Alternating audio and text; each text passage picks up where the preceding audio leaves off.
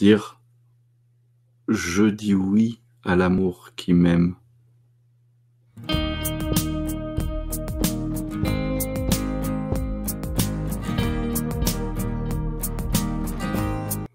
Et se poser et se questionner avec authenticité en disant « Mais qui suis-je si je ne suis pas seulement ce corps, si je ne suis pas seulement ma personnalité, si je ne suis pas seulement le mental, qui suis-je donc? Qui est cette source? Qui suis-je en tant que source de l'existence? En disant oui, je dis oui à l'amour qui m'aime.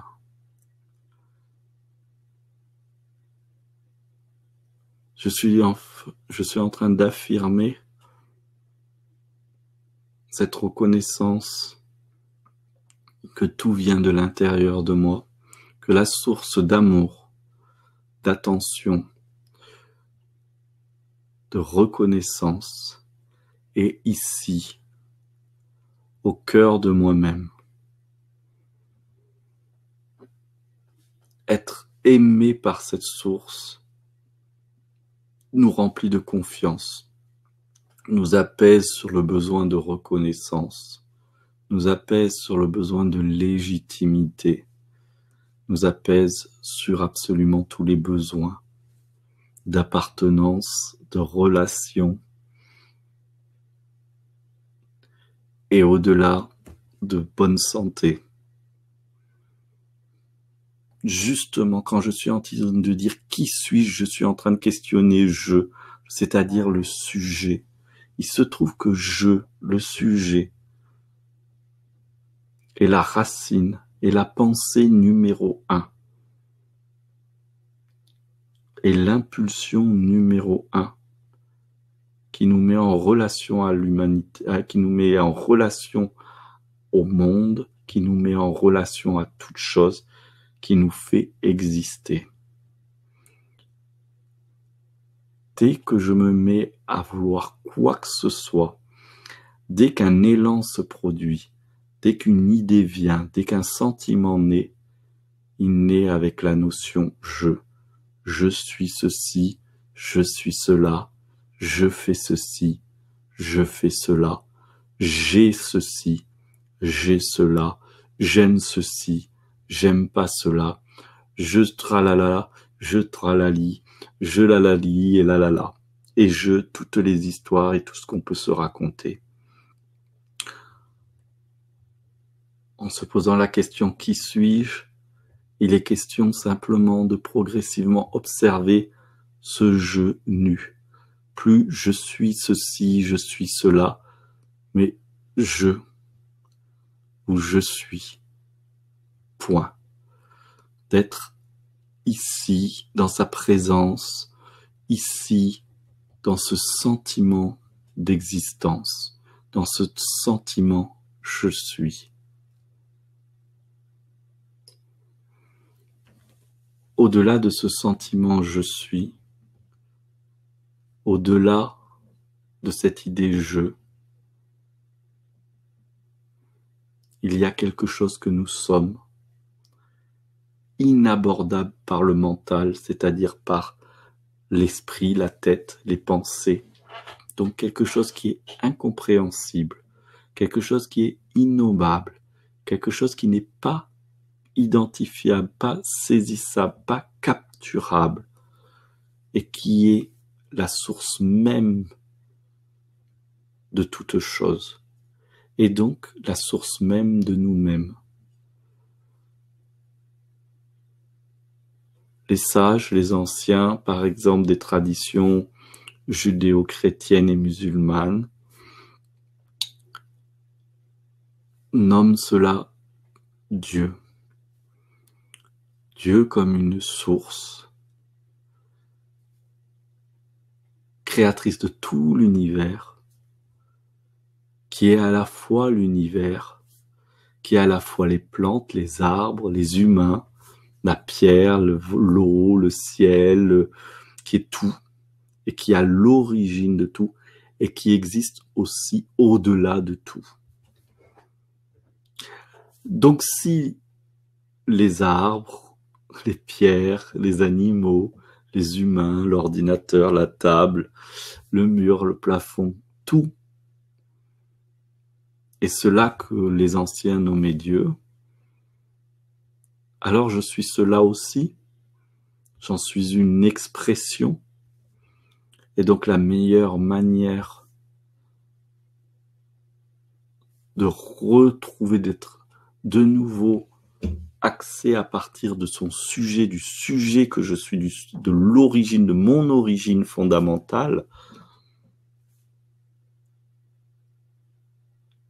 la voie la plus simple, la plus rapide, la plus efficace devient donc de se poser la question « Qui suis-je » Si derrière la question « Qui suis-je » j'attends d'avoir des réponses sur « j'étais ceci dans des vies antérieures », je suis cela au niveau de l'âme, des dimensions, de je ne sais quoi, je suis en train de me tromper. Parce que tout cela est encore de l'apparence, ça fait partie de la création, ça fait partie de l'existant. Ce que je cherche là, l'invitation que je vous fais ici maintenant, c'est que quand je me pose la question « Qui suis-je ?», je m'adresse directement à la source de cette prise de conscience de qui suis-je. Le mental, mon esprit, ne peut que déduire ce que je ne suis pas. Je fais en faisant l'expérience de qui suis-je, je ne peux que déduire ce que je ne suis pas. C'est-à-dire que je ne suis pas, mon corps devient de plus en plus évident. Je ne suis pas, le mental devient de plus en plus évident. Je ne suis pas, ce monde devient de plus en plus évident. Et parce que la source est la source, c'est-à-dire que c'est le sujet, c'est l'auteur de toute chose, donc de l'amour, de l'intelligence, de la conscience, bien, cela va impliquer quelque chose en nous. De la même manière que quand je dis oui à l'amour qui m'aime, l'exercice que je propose, c'est vraiment, je me pose, je mets l'attention sur le cœur, et je dis à l'amour qui m'aime, je dis oui à l'amour qui m'aime. Je dis oui à l'amour qui m'aime. Je dis oui à l'amour qui m'aime. Et ensuite, la deuxième étape de l'exercice, c'est de se laisser être disponible pendant quelques secondes ou si on a le temps pendant plusieurs minutes. L'amour se met à agir. L'amour étant plus nous-mêmes que nous-mêmes. Elle sait là où elle doit aller. Elle sait ce qu'elle a à faire et elle se met en œuvre. De même, quand je me pose la question « Qui suis-je ?» Et du coup, j'aborde l'autre face de la même médaille. Qui suis-je? Avec cette intention que j'adresse cette question à moi en tant que source de toute l'existence, au-delà du moi personnel, même si je n'y comprends rien, même si ça paraît hermétique, la source elle-même, qui est source de toute l'existence, donc de toute intelligence, de toute conscience, va se mettre à œuvrer. Elle sait. Et vous allez vous voir pas à pas, jour après jour, être conscient, concevoir le monde différemment. Nous n'allons pas ici développer des aptitudes de voyance, de magnétisme, de channeling, et toute personne qui a déjà ces aptitudes, cela fait partie de leur vie. Ceux qui ne l'ont pas, c'est tout à fait OK. Ce n'est pas un passage nécessaire, ça n'a rien à voir avec ce qui est posé ici. Quand nous réalisons pleinement qui nous sommes, finalement nous nous apercevons que rien n'a changé, rien ne va changer. Et pourtant, dans ce rien n'a changé, rien ne va changer, tout a déjà changé. Nous rentrons dans un chemin où ce que nous cherchons, nous le sommes déjà. À travers le oui à l'amour qui m'aime et à travers la question qui suis-je, nous allons désamorcer la recherche et petit à petit se rendre de plus en plus disponible à ce qui est déjà là.